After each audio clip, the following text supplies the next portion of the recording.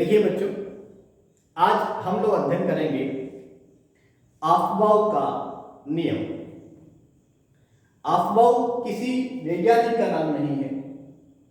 Aufbau German भाषा का एक शब्द है। कौन सी भाषा का? जर्मन भाषा का, जिसका अर्थ होता है निर्माण करना। तो इस सिद्धांत के द्वारा आप किसी भी परमाणु में इलेक्ट्रॉन किस क्रम में भरे जाते हैं आप जानते हैं कि परमाणु में इलेक्ट्रॉन उपकोश में प्रवेश करते हैं। तो इलेक्ट्रॉन किस उपकोश में पहले प्रवेश करेगा उसके लिए नियम दिया गया। तो इस नियम में कहा गया कि इलेक्ट्रॉन जो है वो निम्न ऊर्जा वाले उपकोश से उच्च ऊर्जा वाले उपकोश में प्रवेश करते हैं। मतलब ऐसे उपकोश जिनकी ऊर्जा का स्तर कम है, इलेक्ट्रॉन वहां पहले प्रवेश करेंगे, एवं जिनकी ऊर्जा का स्तर ज्यादा है, इलेक्ट्रॉन वहां बाद में प्रवेश करेंगे। तो इसके लिए एक फार्मूला तैयार किया गया। देखिए, वो फार्मूला इस प्रकार से आपकी बुक में दिया गया है कि पहले आप पहली कक्षा के उपकोश को लिखेंगे, फिर दूसरी को, फिर तीसरी को, और फिर आपको उनको एरो से काटना है। तो कई बार क्या होता है कि जो बच्चे होते हैं वो गलती कर देते हैं, वो ऊपर नीचे काट देते हैं, जिससे आपका फार्मूला गलत होने की संभावना होती है। तो इसके लिए यहाँ पर एक नए तरीके से हम फार्मूला बनाएंगे। आपको ये ज्ञात है कि किसी भी परमाणु के केंद्र में पाया जाता है नाभिक। नाभिक के चारों ओर जो गोलाकार आकृतियां हैं, जिसे आप कक्षाएं कहते हैं, हमने प्रारंभ की 4 कक्षाओं को बनाया है। ये पहली है, दूसरी, तीसरी, चौथी। अब पहली कक्षा में एस उपकोश पाया जाता है, दूसरी कक्षा में एस व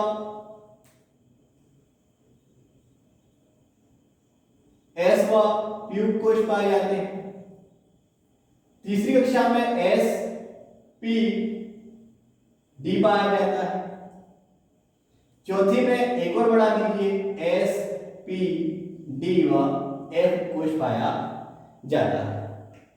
देखिए, अब आपको क्या करना है, आपको प्रत्येक कक्षा के उपकोश को 2 बार एवं उल्टे क्रम में लिखना है।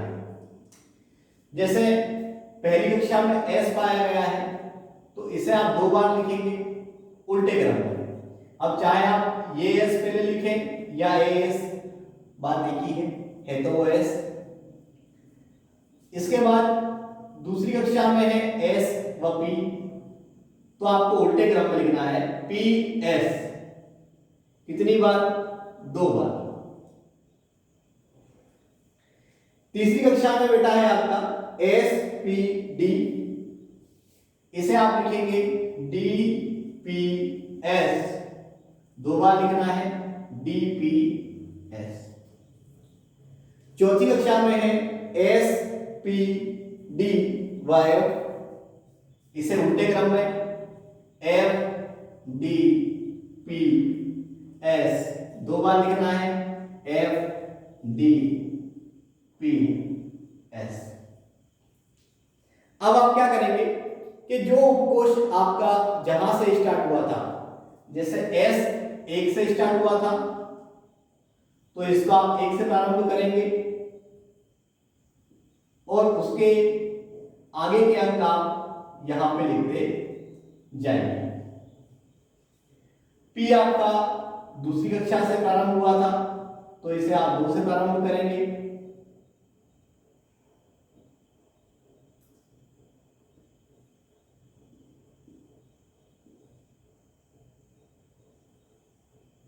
डी आपका तीसरी कक्षा में प्रारंभ हुआ था,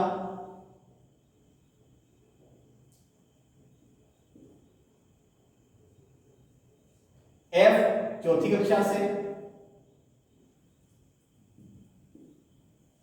अब इसे आप एक बार चेक भी कर सकते हैं कैसे कि जो उपकोष पहले स्टार्ट हुआ था उसका अंक सबसे बड़ा आएगा। तो आप देखें 8s है यहां पे,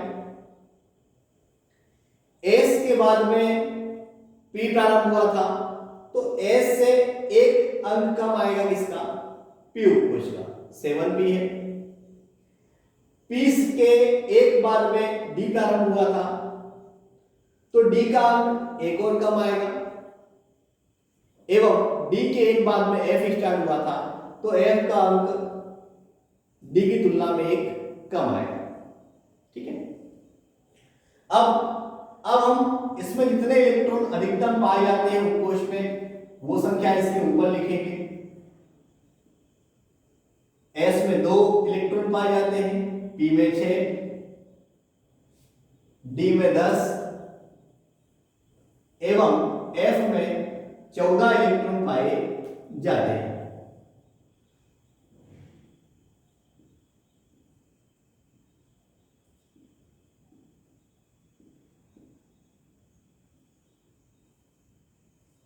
अब ये जो फार्मूला हमें तैयार किया गया है ऊर्जा स्तर के आधार पर, इसे हम n प्लस l का नियम भी कहते हैं, जहां n व l आपके क्वांटम नंबर हैं, ये आपके क्वांटम नंबर हैं। तो देखिए n जो प्रदर्शित करता है, n प्रदर्शित करता है कक्षा की संख्या को। कक्षा आपकी 1, 2, 3, 4 और इसके आगे क्या हो सकते हैं। l प्रदर्शित करता है उपकोष को, तो आपके पास उपकोष है s, p, d व f। अब s का जो मान होता है वो होता है 0, p का मान होता है 1, d का मान 2, f का मान 3। देखिए इस नियम को n प्लस l का नियम क्यों कहा गया ये मैं समझाता हूं आपको। जैसे इस नियम में क्या है कि इसके अनुसार इलेक्ट्रॉन पहले उस उपकोष में प्रवेश करेंगे जिसके लिए n प्लस l का मान कम हो।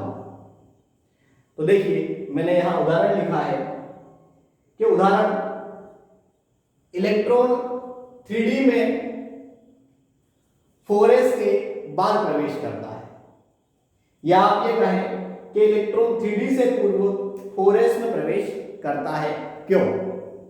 तो वो है बेटा n प्लस l के नियम के आधार पर। जैसे आप मान लीजिए ये आपका 3d है, ये आपका 4s है, इन दोनों उपकोष के लिए आप n प्लस l की वैल्यू निकालेंगे। तो n कक्षा है तो कक्षा यहां पर तीसरी है, कक्षा आगे लिखा हुआ होता है। l हमारा उपकोष है, उपकोष हमारा d है, d का मान 2 है, तो 3 प्लस आया 2 बराबर आया बेटा हमारा ये 5। तो यहां पे n प्लस l का मान कितना आ रहा है 5। जबकि आप इसमें देखेंगे तो कक्षा का अंक आगे लिखा हुआ होता है, तो 4 लिखा हुआ है। उपकोष आपका s है, s का मान होता है 0, तो ये इसकी वैल्यू है आपकी 4। तो आप देखें यहां पे किसका मान कम आया है 4s का। तो हमने क्या कहा इलेक्ट्रॉन पहले कहां प्रवेश करेगा जिसके लिए n प्लस l का मान कम होगा। तो 4s के लिए n प्लस l का मान कम होता है, अतः इलेक्ट्रॉन 4s में पहले प्रवेश करता है। अब ऐसा भी हो सकता है कि दो उपकोष के लिए n प्लस l का मान बराबर हो जाए, तो वहां पर क्या होगा, तो वहां पर जिसके लिए n का मान कम होगा वहां पर इलेक्ट्रॉन पहले प्रवेश करता है। तो आप देखिए एक उदाहरण देता हूं मैं आपको। ये 3D उपकोष है, ये 4p है। तो 3D के लिए हमने निकाल चुके हैं पहले, हम 4p के निकाल लेंगे एक बार। तो 4p के लिए n प्लस l का जो मान आएगा, n कक्षा है, कक्षा का आगे लिखा होता है तो 4, l आपका उपकोष है, उपकोष p है हमारा, p का मान है 1, तो ये हो गया आपका 5। अब आप देखिए कि दोनों ही के लिए, दोनों ऊर्जा स्तर के लिए या उपकोष के लिए जो n प्लस l की वैल्यू आई है वो समान आई है। तो नियम के अनुसार क्या है, इलेक्ट्रॉन कहां प्रवेश करेगा, जिसके लिए n का मान कम होगा। तो n कक्षा नंबर है, इसका नंबर 3 है, इसमें नंबर क्या है 4 है, तो इलेक्ट्रॉन पहले 3D में प्रवेश करेगा। तो आप देखिए कि 4s 3D एवं 4p। तो इस प्रकार से आप क्या करेंगे कि इस ऊर्जा स्तर के क्रम के द्वारा किसी भी परमाणु में इलेक्ट्रॉन भरे जाते हैं। अब देखिए प्रश्न ये उठता है कि आफबाउ जब जर्मन भाषा का शब्द है तो ये फिर किस वैज्ञानिक के द्वारा दिया गया है। तो आफबाउ का जो नियम है वो नील्स बोर नामक वैज्ञानिक के द्वारा दिया गया, या आप याद रखिएगा, ठीक है। अब यहां पर मैंने आपको एक उदाहरण भी दिया है, जैसे क्लोरीन का परमाणु क्रमांक 17 है, तो परमाणु क्रमांक 17 है तो आप जानते हैं उदासीन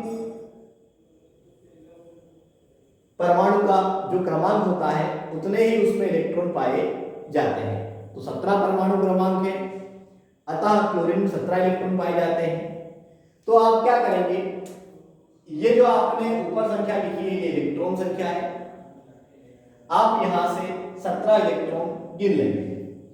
तो 2 2 4 6 10 2 12 6 18, हमारे पास 17 है तो हम यहां से कम कर देंगे और इतना हम यहां से यहां पे लिख देंगे।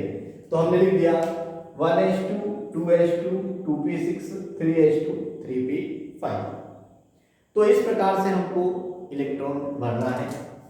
मैं यहाँ एक बार फिर से दर्शा देता हूं कि आपने ये जो अंक लिखा था ये कक्षा का अंक था, यह आपका उपकोष कहलाता है, एवं ये जो अंक है यह आपका इलेक्ट्रॉन है। तो इस प्रकार से हम इलेक्ट्रॉनिक विन्यास निकालेंगे। जिस परमाणु का जितना क्रमांक होगा हम वहां से उतने ही इलेक्ट्रॉन गिनकर वहां पर उसको ऐसा का ऐसा लिख देंगे, ठीक है। अब आपको परीक्षा में ये प्रश्न आता है तो कितना लिखना है, तो आपका ये यहां से स्टार्ट होगा, उसके बाद में आपको इस फॉर्मूले को बीच में लिखना है, उसके बाद आप इस उदाहरण को लिखेंगे। हर प्रश्न में उदाहरण देना जरूरी है, उदाहरण देने से आपका जो उत्तर होता है वो काफी इफेक्टिव हो जाता है, काफी प्रभावकारी हो जाता है, ठीक है। थैंक यू बच्चों।